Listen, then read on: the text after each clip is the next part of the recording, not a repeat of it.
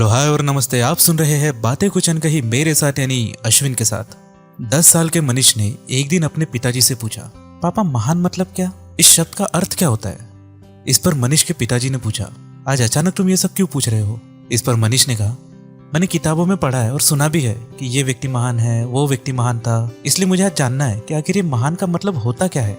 मनीष के सवालों का पिताजी के पास कोई जवाब नहीं था। उन्होंने मनीष से कहा, मैं तुम्हारे सारे सवालों का जवाब कल दूंगा। अगले दिन मनीष और पिताजी 2 पौधे लेकर आए। दोनों ने मिलकर एक पौधा घर के बाहर लगाया और एक पौधा घर के अंदर गमले में लगाया। पिताजी ने मनीष से पूछा, तुम्हें क्या लगता है इन दोनों में से कौन सा पौधा सुरक्षित रहेगा? इस पर मनीष ने कहा, जो पौधा घर के अंदर है, क्योंकि ये तेज धूप से भी बचा रहेगा और बरसात से भी। इस पर पिताजी ने मनीष से पूछा, और जो पौधा घर के बाहर है वो?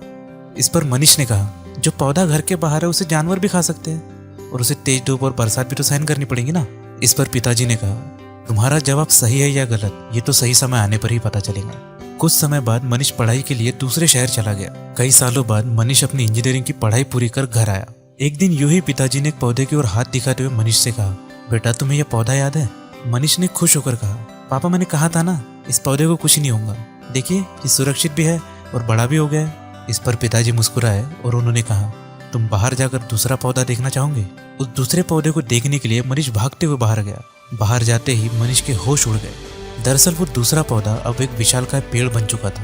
पिताजी मुस्कुराते हुए मनीष के पास आए। उन्होंने मनीष के कंधों पर हाथ रखा और कहा, शायद आज तुम महान शब्द का अर्थ समझ पा रहे होंगे। होठों पर मुस्कान लिए हुए मनीष ने कहा, महान शब्द और महान लोग, आज मुझे दोनों का ही अर्थ समझ में आ गया। कभी तुझको गिला मुझसे, कभी मुझको शिकायत है, मगर फिर भी तुझे मेरी, मुझे तेरी जरूरत है।